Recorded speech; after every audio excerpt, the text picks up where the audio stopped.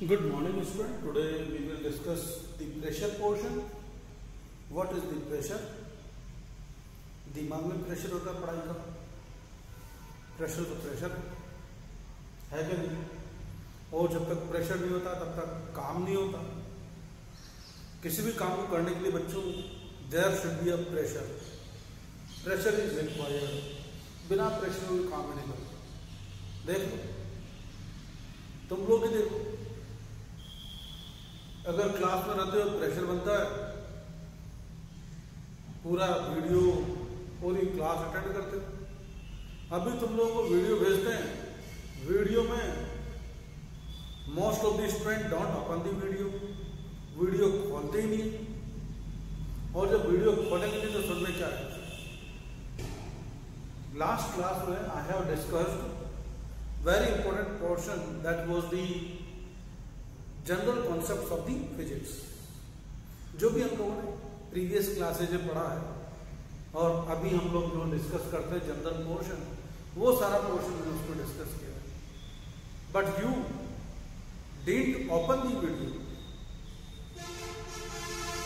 करना पड़ेगा बच्चों, करना पड़ेगा, वरना कुछ पता नहीं चलेगा. सब हवा होके निकल जाएगा. एग्जाम आ जाएंगे, फाइनल एग्जाम भी हो जाएंगे. ये तो ऐसी चल रही है दुनिया में. Look here, pressure. What is the pressure? How will we define the pressure? तो पी, प्रेशर को पी से डिनोट करते हैं बच्चों. P equal to F upon A. It is the general formula of the pressure. यहीं से हम इसको डिफाइन करते हैं. एफ क्या है? फोर्स. A for area. अब एरिया एक मीटर का भी, 1 मीटर स्क्वायर का भी एरिया हो सकता है. अब देखो यहाँ पर वही अगेन बात आ रही है. एक होती लंबाई, लेंथ, एक होती है विड्थ. अब ये लेंथ है और विड्थ है. अगर अकेली लेंथ होती या अकेली विड्थ होती तो हम इसको एरिया नहीं करते. लेकिन जब लेंथ और विड्थ दोनों को हम लोग यहां पर मल्टीप्लाई कर देते तो क्या बन जाती है? एरिया. तो एरिया, तो यहीं से हमारी डेफिनेशन फोर्स अपॉन एरिया. तो what is the definition of the pressure? तो we will say the force. अब फोर्स को कुछ लोग थ्रस्ट भी करते हैं. In 9th class you will learn thrust. Force को थ्रस्ट भी करते हैं. द फोर्स और thrust apply over the force or thrust apply over per unit area या acting per unit area. apply कर दो या acting कर दो, एक ही बात. the force acting over per unit area. acting over per unit area is known as pressure, is called as pressure. बात समझ में आ गई? So what is the pressure? Definition of the pressure. बस काम तो इतना ही है बस इसका. अगर मैं यहाँ पर बात करूँ तो मैथमेटिक्स जैसे होती है वैसे हमारे फिजिक्स होती है. काम तो केवल इतना ही है. डेफिनेशन तो इतनी लर्न करनी है, बाकी सब इसकी एप्लीकेशन. कैसे? देखो, the force acting over per unit area, the force apply over per unit area is called as pressure. बस इतना ही. अब प्रेशर की यूनिट देख लो. यूनिट देखिए तो फोर्स की यूनिट क्या होती है बच्चों? न्यूटन. क्या होती है? न्यूटन. अब एरिया में दो बातें आती हैं. एक तो क्या लेंथ, एक हो गया विड्थ. लेंथ और विड्थ दोनों को मल्टीप्लाई कर देंगे तो क्या हो जाएगा? लेंथ की यूनिट मीटर, विड्थ की यूनिट मीटर. तो क्या हो गया? Metre square. तो newton per metre square is the unit of pressure. Newton per metre square. Newton per metre square, इसको मैं ऐसे लिख सकता हूं क्या? Newton Nm-2. देखो तो चेक करो तो मीटर ऊपर गया, पावर माइनस में. Nm-2 Newton per metre square. मतलब क्या होगा, न्यूटन पर मीटर स्क्वायर। और इसी न्यूटन पर मीटर स्क्वायर को हम लोग कहते हैं बच्चों पास्कल। ऐसा यूनिट पास्कल। क्या यूनिट है बच्चों, पास्कल। इस पास्कल के अलावा एक और यूनिट होती है हमारे प्रेशर की, that is the atmospheric pressure. तो इसको हम लोग यहां पर इसको कहते हैं mm of Hg, mm of Hg। अब ये mm of Hg क्या होता है पता नहीं, don't know anything about it, I discuss somewhat later. बस हमको क्या याद रखना है, पास्कल एक यूनिट होती है और एक यूनिट होती है mm of Hg। क्या होती है, mm of Hg। mm of Hg actual में atmospheric pressure. mm of Hg को हम लोग क्या कहते हैं, एटमॉस्फेरिक प्रेशर। भाई क्या होता है अभी थोड़ी देर के बाद बात करूंगा, अभी मुझे इसके बारे में बिल्कुल नॉलेज नहीं है, ठीक है। चलो अब यहां पर I have written a formula that is the P equal to F upon A। P equal to F upon A। तो यहां से मुझे एक बात क्लियर हुई, pressure directly proportional to the force.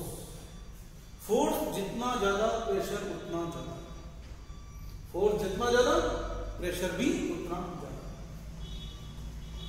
Force will increase then pressure will also increase. मैं यहां पर फोर्स लगा रहा हूं, प्रेशर भी बढ़ता जाता है। सब्जी काटनी है, थोड़ा धीरे से हाथ लगाएंगे, ऐसे ऐसे करेंगे, मरे मरे आता थोड़ा प्रेशर फोर्स लगाना पड़ेगा। फोर्स लगाया, प्रेशर विल इंक्रीज। सेकंड बात देखते हैं, pressure inversely proportional to the area, that is very important to us. यहीं से हमारे पास में बहुत सारी एप्लीकेशंस यहां पर खुल जाती हैं। There are a number of applications are available of this portion. Pressure inversely proportional to the area. It means area will increase। अगर एरिया इंक्रीज होगा तो प्रेशर कम हो जाएगा, एरिया इंक्रीज होगा तो प्रेशर कम हो जाएगा, और एरिया डिक्रीज होगा तो प्रेशर बढ़ जाएगा। ये एक कंडीशन ये है, एक केस ये है। There are two cases. इन दोनों की एप्लीकेशन हम लोग अभी वन बाय वन डिस्कस करते चलते हैं। Now students look case number 1।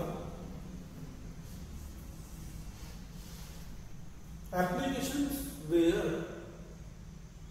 Area reduces, when we reduce the area pressure will increase, reduce the area pressure will increase।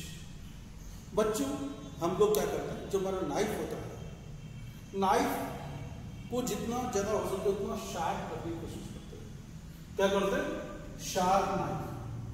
अगर ब्लंट हो गया तो it enable to cut the vegetables and different articles, इसलिए क्या करते हैं, shaving blade is sharp. जो भी हमारे कटिंग ऑब्जेक्ट्स होते हैं, दीज आर शार्प। शार्प जितना, ये देखो कुछ ऐसा, जितना ये शार्प होगा, पॉइंटेड होगा, उतना ज्यादा हमारे लिए बेनिफिशियल। यहीं से बात आ गई nail, iron nail, you know them, this is the iron nail, and in this case of iron nail, its point is pointed, sharp, edge much pointed, edge much sharp, it is easy to hammer in the wall। tip of the sieving needle, जो हमारी सिलाई की machine सुई होती है, उसका tip कितना होगा, जो उसका टिप जितना शार्प होगा और जितना पॉइंटेड होगा उतनी अच्छी हमारी निडल होगी। तो सीविंग एजेज ऑफ टूल्स, जहां जो भी हमारे पियर्स करने वाले हो, छेद करने वाले हो, उन सबके पियर, उन सबके जो एजेज होते हैं, दीज आर शार्प। कैसे होते हैं बच्चों, वो सब शार्प होते हैं। पॉइंटेड होते हैं, जितना ज्यादा पॉइंटेड उतना ज्यादा प्रेशर दे। तो इन सबका जब भी ऐसे क्वेश्चन आएंगे, why the sharp knife cut better than the blunt, cut better than the blunt knife, तो आप लोग क्या लिखेंगे? आप लोग इन सब में ऐसे सारे क्वेश्चंस में आपका आंसर क्या होगा बच्चों?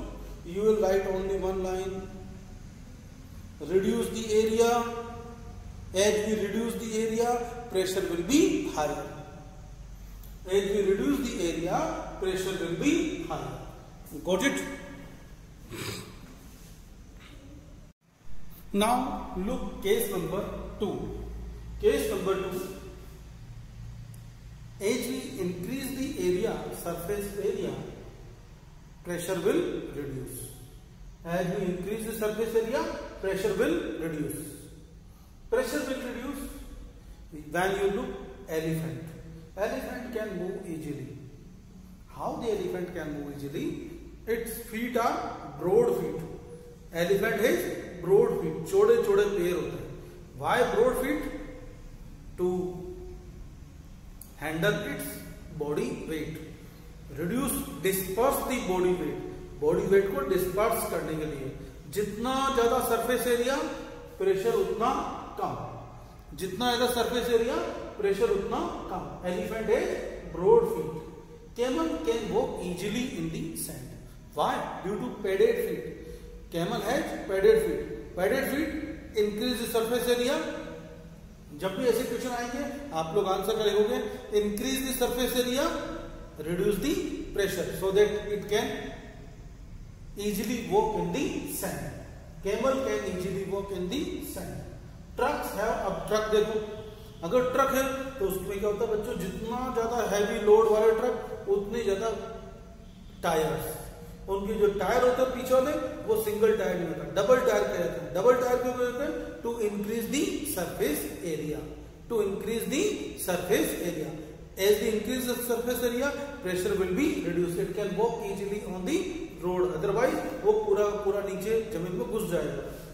देखा होगा आप लोगों ने कई बार, truck rear wheel of tractor are wider. Tractor can easily walk in the mud. किसी भी टाइप के मड में वो बड़े इजीली निकल जाता है. हमारे गांव में विलेजेज में बड़े मजे में चल लेता है. क्यों? Because its rear wheel are wider. Strips of school bags, strips of school bags or luggages are wider. हम लोग क्या करते हैं जो ये यहाँ पर ये इतनी स्मिथ लगा सकते हैं, लेकिन इतनी सी होगी तो it will increase the pressure.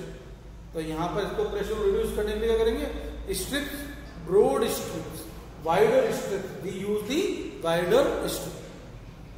तो यहाँ पर इन सब का ऐसे क्वेश्चन आएंगे. स्टेटमेंट आएगा why strip of school bags are wider. Why? तो यहाँ पर लिख देंगे हम लोग as we increase the surface area pressure will reduce, या टू रिड्यूस द प्रेशर. ठीक है बच्चों, थैंक यू.